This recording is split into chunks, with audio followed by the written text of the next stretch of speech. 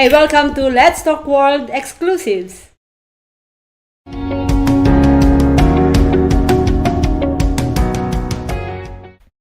Welcome to Let's Talk World Exclusive, and today's exclusive guest is the most amazing, well, maybe amazing, Mr. Russell Liss.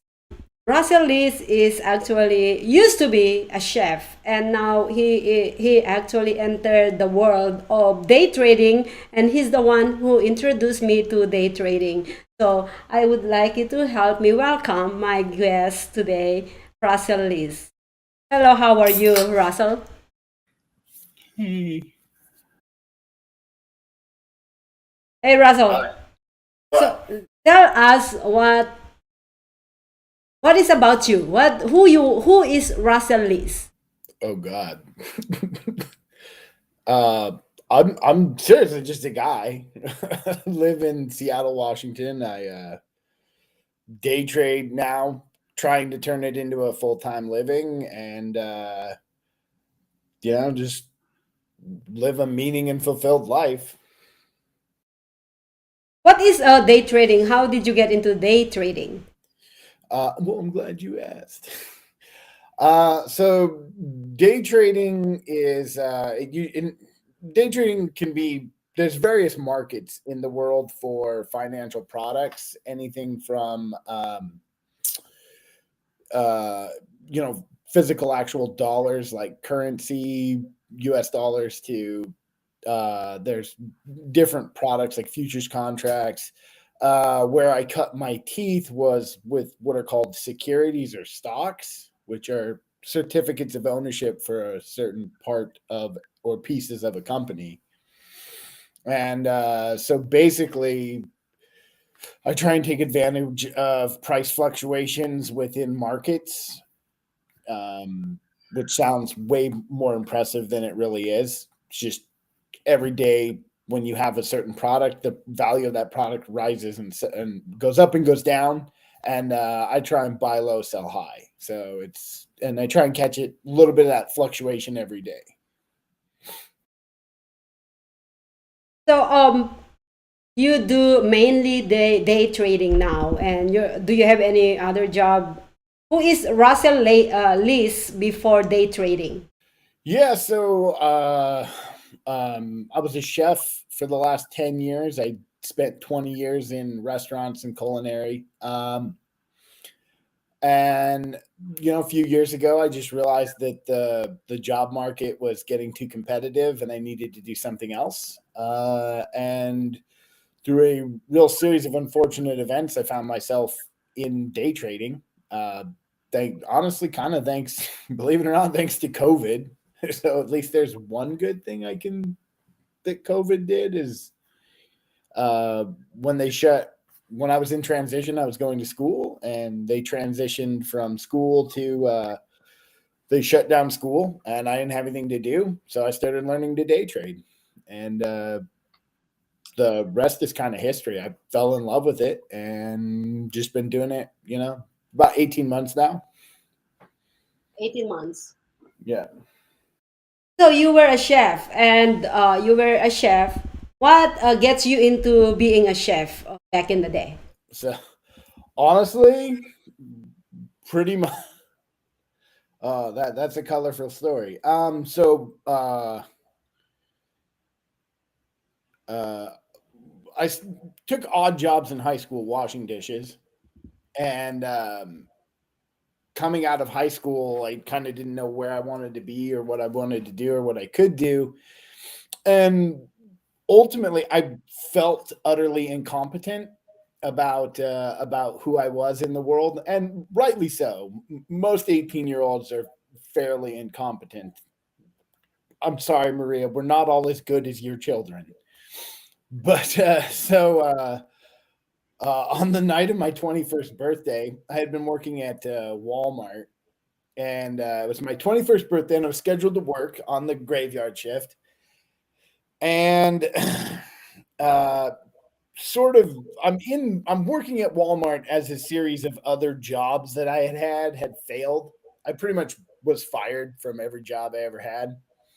And so I wound up at Walmart, and I'm working, and I have a job there, and so uh, on the night of my 21st birthday, my friends take me out and get me smashed. Well, I'm supposed to go to work uh, after I have dinner with my birthday dinner with my friends, and I'm just absolutely wasted. And I show up to work, and my bosses could tell I'm like absolutely trashed. And so they just fired me. They fired me for being drunk at work. So then what kind of happened is I had a boss I worked for, and I went down and talked to him, and I told him what happened, that I needed work at this restaurant, and he said, "Great, be here on Saturday."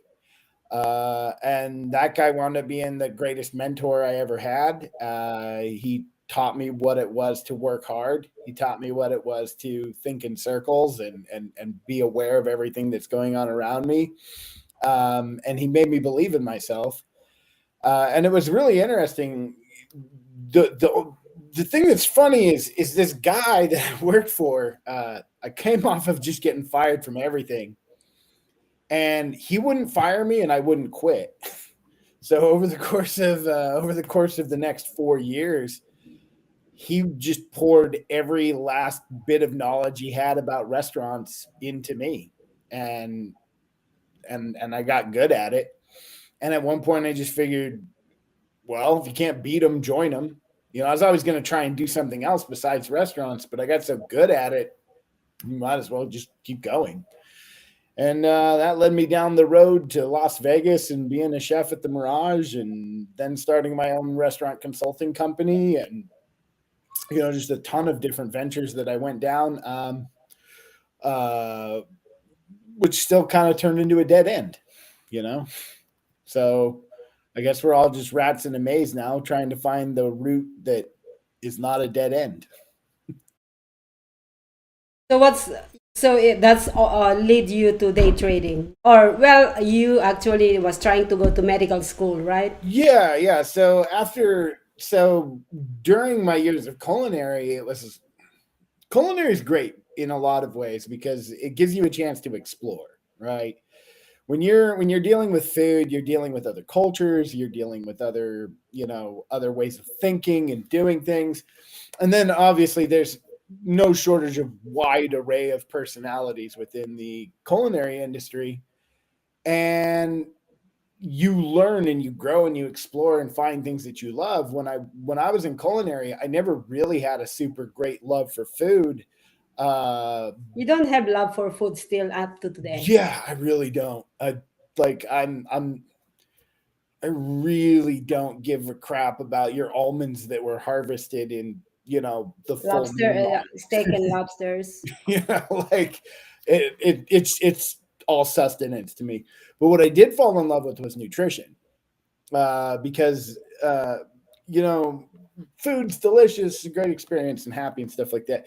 But food doesn't, until you put it through the lens of nutrition, food doesn't really change anybody's life.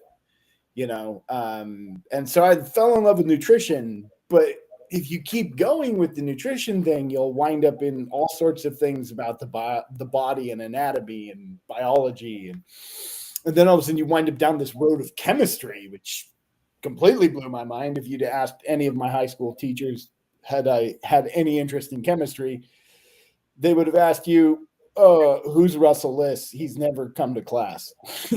Like so. Uh, the you know the, they're like, but he's enrolled. Oh, he's the one that doesn't show up. Oh God. So honestly, like you wind up down this road and find things that you're interested in, and when I realized it was time to leave culinary, the everything seemed possible, and I thought, but there's a chance I could be a doctor, which I think would be really cool. I love medicine. I absolutely love chemistry. And biology is just hands down. Biochemistry is amazing to me, and we can talk about stuff like that more. But um, the thing is that so But even then, I'm in school, and we all still have these specific problems. It's like you can do the thing that you love, but there's a pretty good, if I go back and finish medical school, if I go all the way through that, I mean, you're looking at 12 years of being broke, like no money. And on top of that, you're $250,000 for medical school. You're another 50,000 for the undergraduate, and 12 years.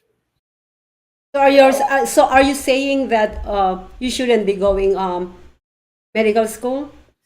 No, I mean, if you love it, do it. And So if you you're love it and before if, you and if you're enter it. and if you're young, do it. You know, Oh yeah. um, and so, but me personally, honestly, if I make enough money with the stock market thing, I may actually still do it.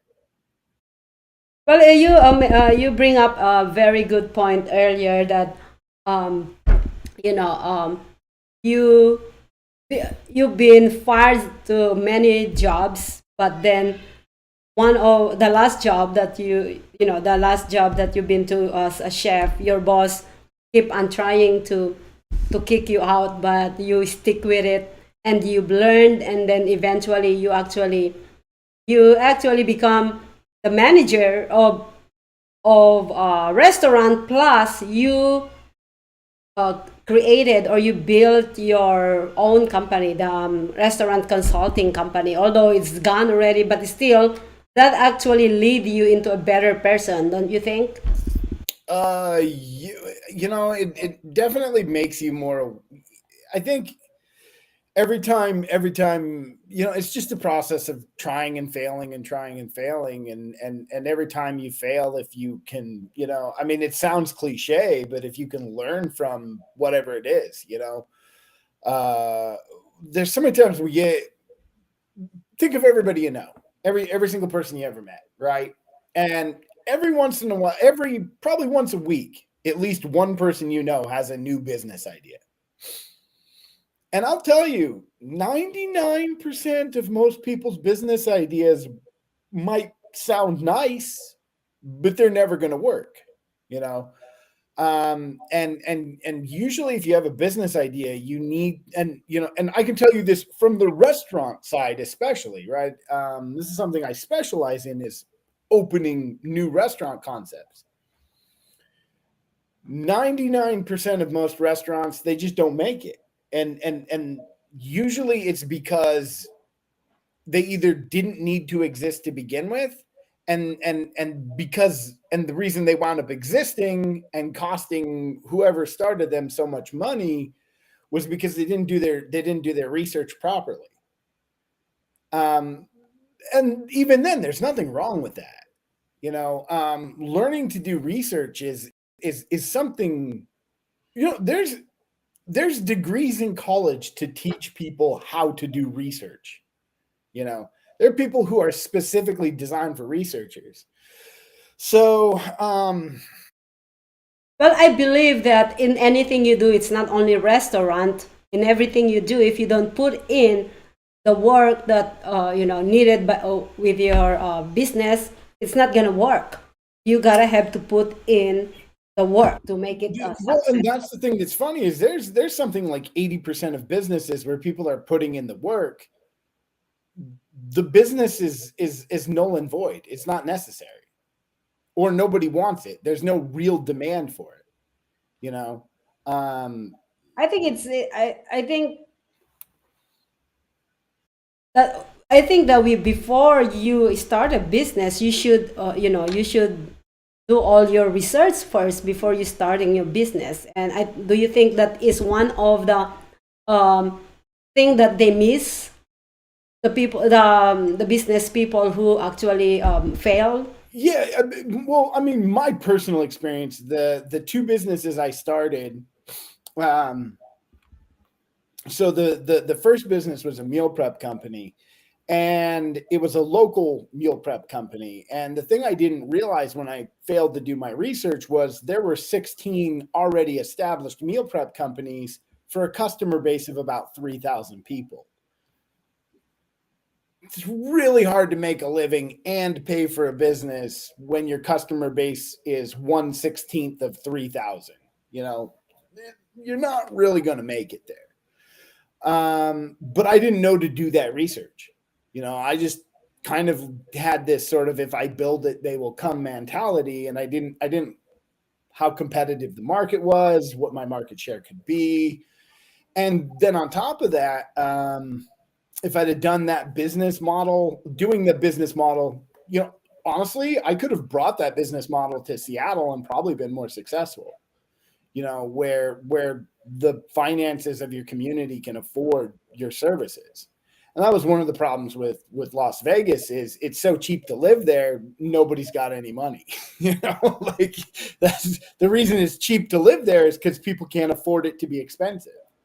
So there's no customers. Your customers are all broke. They all need a coupon, you know? And so that was like one thing I learned from there was that it was just the wrong market for that one Mm-hmm. business. And then the same thing when I started the restaurant consulting company, you know, really look and see who your customers are and what they can afford. Usually by the time somebody wants to hire a restaurant consultant, they've spent all their money. It's gone. They blew it. And now they're just trying to save it. So they can't afford you, you know? And unless you've got some deep pockets that you can do an equity deal with some of these restaurants to get them up and running, and you can survive without them paying you cash until you get the business successful, you know, it wasn't going to work. Well, I've known Russell for over 3 years now. He used to actually own a restaurant here in Las Vegas, and that's where I met this guy. I used to actually do live streaming in his restaurant. That's no longer here. That's why he moved to Vegas. He moved to Seattle. And I'm so happy that actually my guest for this week is all from out of state. It's so amazing. But anyways, my point of saying that is um, Russell moved to Seattle to pursue a medical school, and he ended up at day trading. And one of the things, a lot of my friends, one of the things that nobody can actually make me do is when when they're letting me do what other people, when my friends around me is trying to ask me to do what they're doing, I always say no because I have my own focus. I know what I'm doing. I know where I'm going, and I always say no.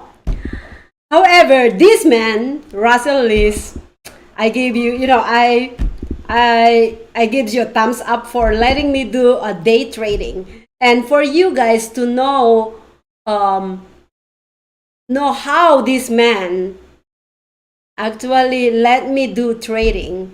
You gotta have to go on our website, social media shows, LTW exclusives, or socialmediashows.com/LTW exclusive, and you'll learn more a lot of day trading. Have to go to Let's Talk or socialmediashows.com/LTW exclusives and find out more about our day trading. So you can see a lot of day trading knowledge with Russell Liss.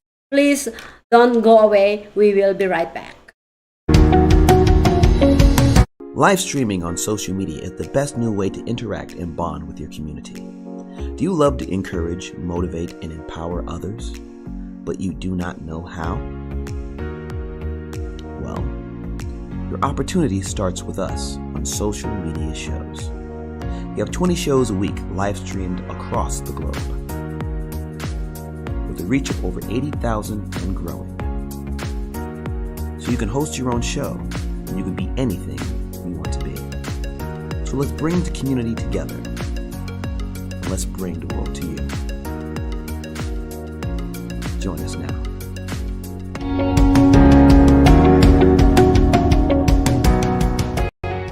welcome back to Let's Talk Word Exclusive, and I still have my friend Russell Liss. Welcome back, Russell. Hola. That's hello Hola. in Spanish. Hola. Such a tool. So, Russell, I was mentioning earlier you used to live here in Las Vegas, and I believe you were married back then. Are you? No, I've never been married. Are you still single? No, Huh? maybe, maybe. Oh, maybe. But anyways, Russell, I requisitioned a girlfriend. I'm waiting for a response. Russell is originally from Montana. Evans, is that your place Where? in Montana? So I grew up in outside of Bozeman. Oh, Bozeman. Russell actually convinced me to start day trading, so I am already part of this day trading stock market thing, and I'm loving it. Thank you so much, Russell, for introducing the stock trading or day trading with me. And so we already started this interview earlier about stock trading, how you get into stock trading. Um, why do you think that? Uh, how did you convince me? I didn't. I just showed you what I did. I'm.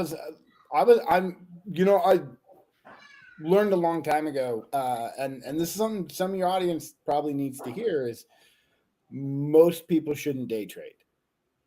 Most of you shouldn't.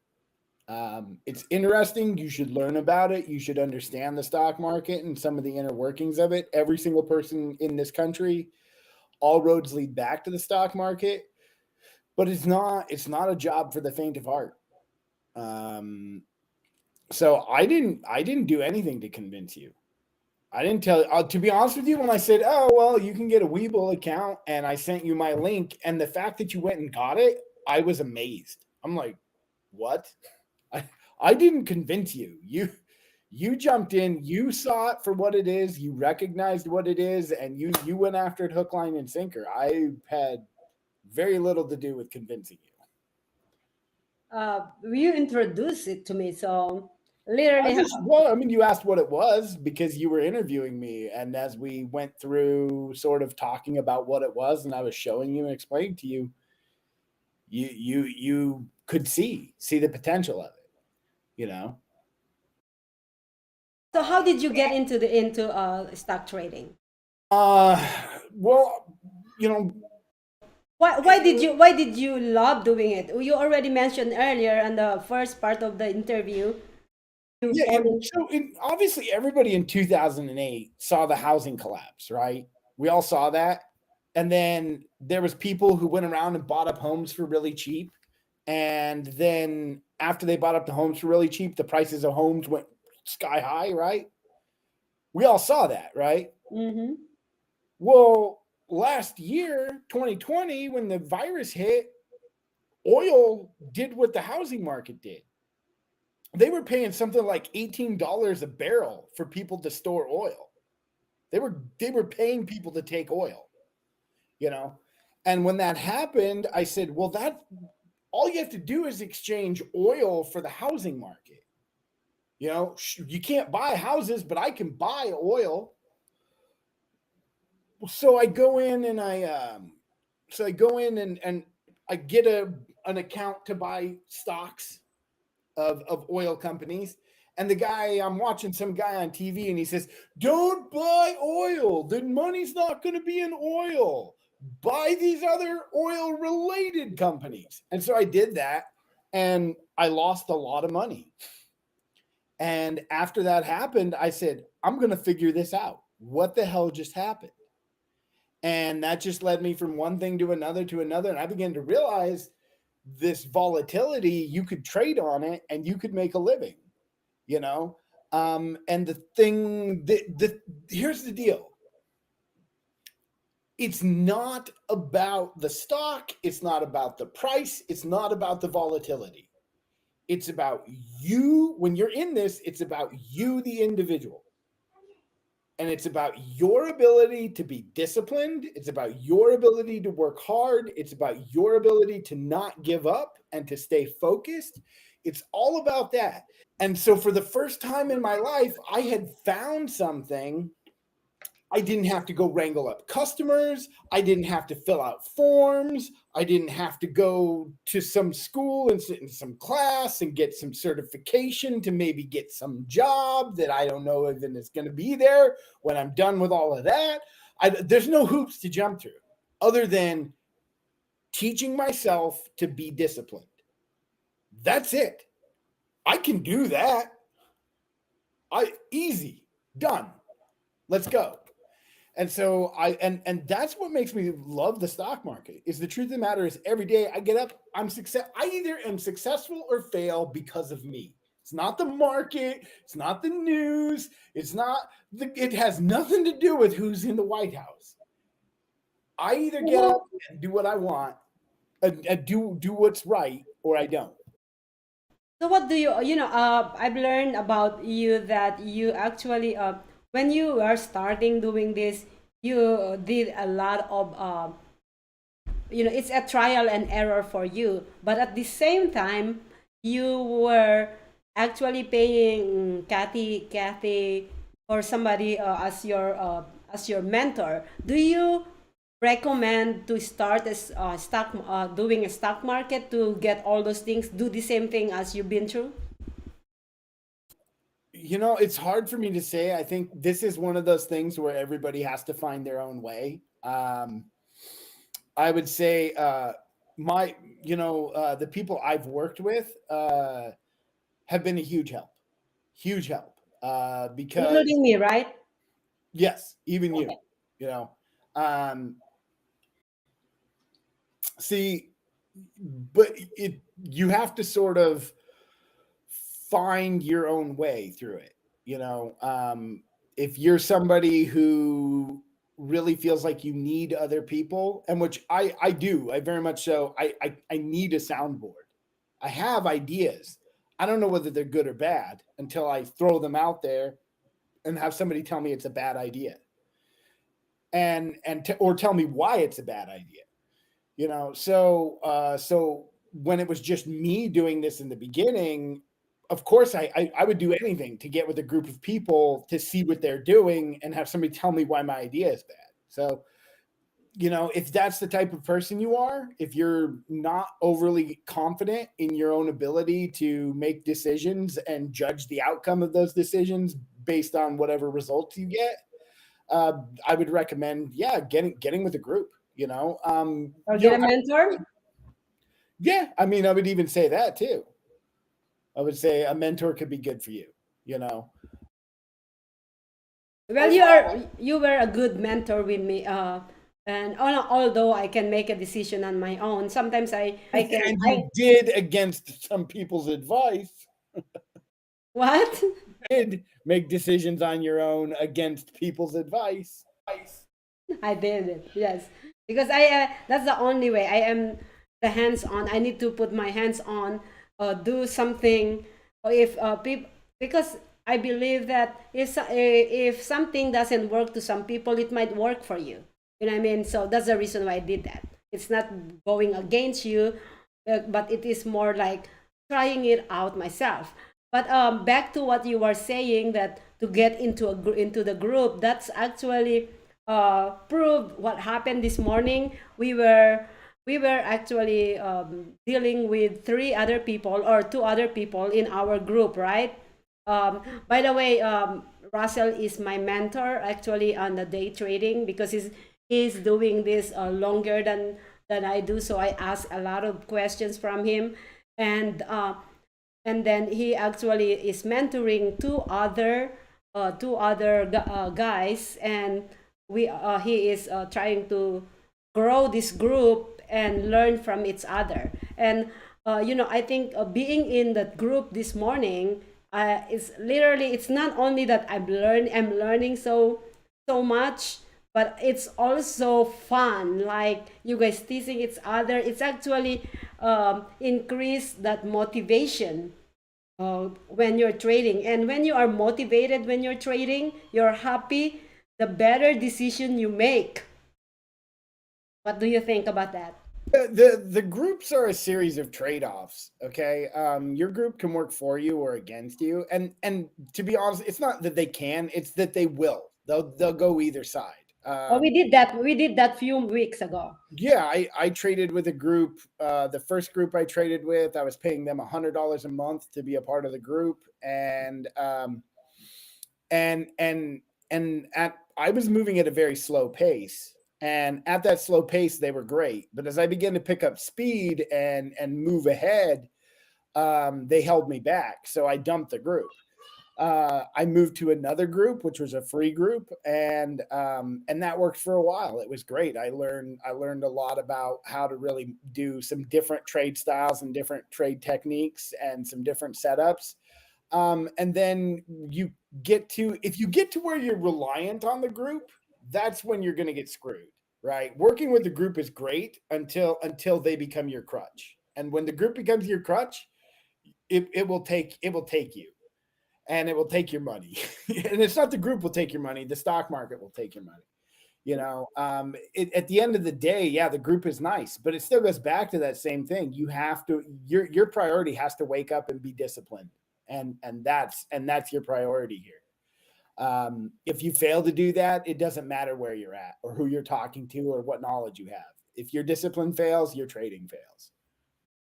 Well, you actually mentioned earlier that you learned from those group, and you can learn from other group. Tell us some of the few trading techniques, or maybe something that you've learned. I mean, like how? I mean, Yeah, anything that you could share with us. I think the thing that most people would, if there's any one thing that you should understand as a human being going through this life, and this applies to everything from commenting on Facebook posts to shopping for sales in the store to buying stocks and securities. And I would say that the number one thing anybody should probably learn about is what we call FOMO. Okay. And FOMO is an acronym. It stands for the fear of missing out.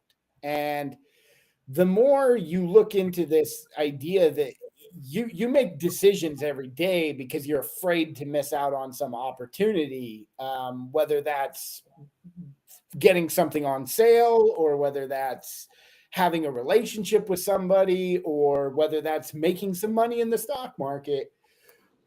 FOMO affects all of us at every level of our life. And I think that if you really wanted to take a real life lesson from the stock market, it would be don't FOMO. No FOMO. Don't if you feel the pressure to do something and you're afraid you're doing it because you're going to miss out on something, then don't do it. Even if Step it back, costs you, don't do it. or maybe step back, think about it again and again. If you don't have a, if you, it's fine to feel the fear of FOMO, right? It's fine to feel FOMO. It's fine to fear the fear of missing out. But if you act without a plan, you just act on that instinct, on that fear, it'll eat you. And maybe you'll survive this time, but the next 10 times you won't. And is that proven fact? I think so. Well, anyway, so you are starting this journal. Tell us something about that. So I have a thing on Facebook called the Wrestle Journal, and it's basically a blog about so when you trade, um, having your emotions in check is one of the most important things. We already talked about the fear of missing out. Um, there's other things. There's investor euphoria. There's despair. There's feeling defeated. There's a right. And for me, one of the ways I deal with emotion is I just if I write it down, I can. It's like I take that emotion and I put it on a page or in that writing, and then it's there. I don't carry it with me anymore. So I've created this thing called the Russell Journal.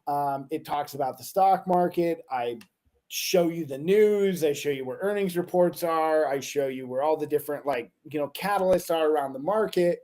But it all revolves around these articles I write, where I basically just sort of spew out my emotional baggage, because I can't take it with me to Wall Street. If I do, I'll probably wind up homeless. So it's an interesting article or interesting thing so far. So what's your you've been doing this for 2 years so far. What are your favorite ticker and why? And what are your less favorite and why that you traded so far? Um, the first thing you have to understand is I have favorite tickers because of how they trade, how the price action moves on them, and they're pretty determinate.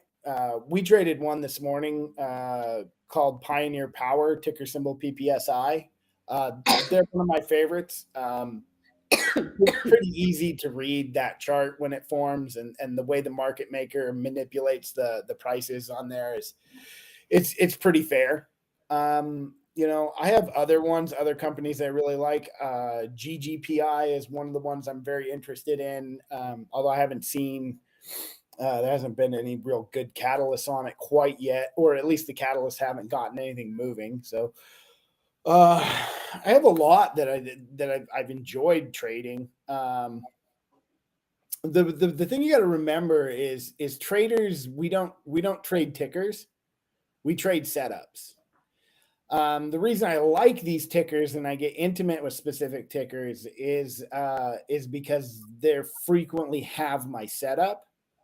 But even though I like the company and like what they do, and I think they're valid, uh, I'm looking for a specific setup. I'm looking for something that's readable. I'm looking for something that can clearly show me it's using the indicators to move.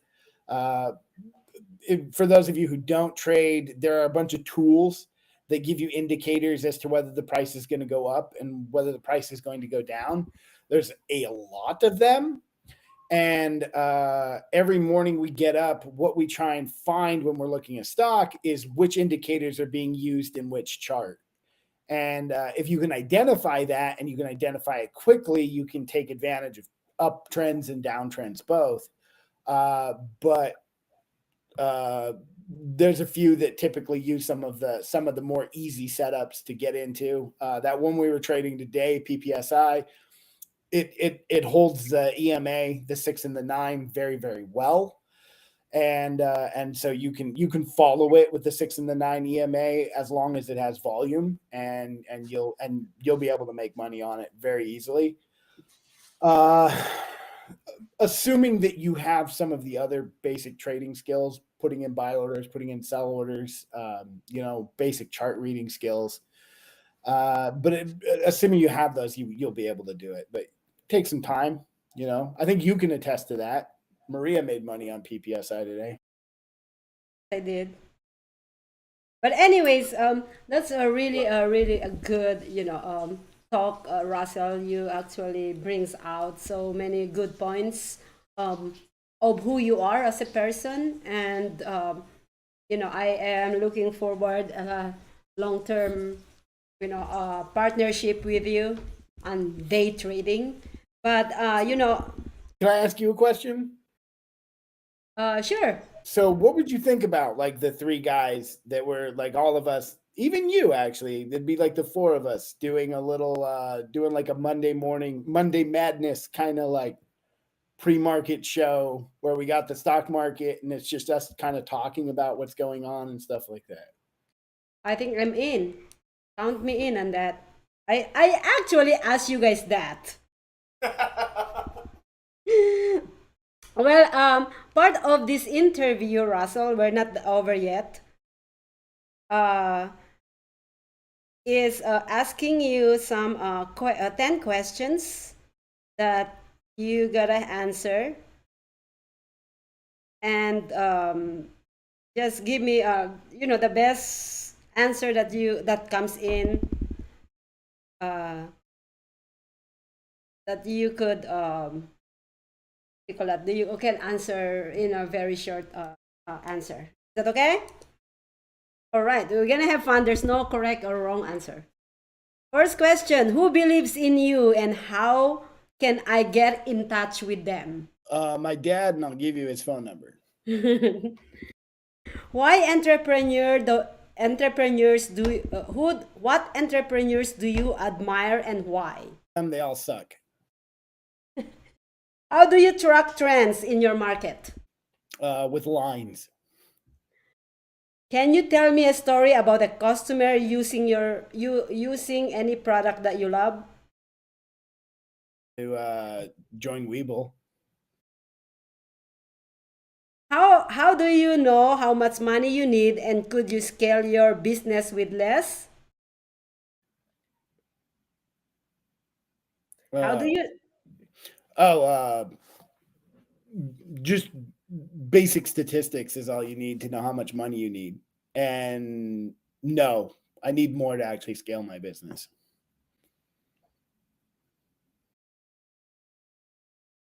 How will be your trade in capital looks like in 5 years?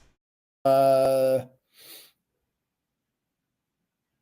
can you reword that for me? I said, how does your capital in a trade, your capital that you have, your buying power looks like in 5 years? It's all relative to getting 25,000 in my account. So if I get in 5 years, it may take me 5 years to get 25,000. But as soon as I have 25,000, it's a short leap to 2 million. Ooh. Ooh. What mistakes? Oh, you have another question. For those who are going to be curious about it, it's because of a specific law or rule called the pattern day trading rule. And, you can look up, honestly, go to the Wrestle Journal. I'll put up an article about it in the morning. What mistakes have you done so far in stock trading, and how did you fix it? I've done every mistake. Chasing is the worst one. If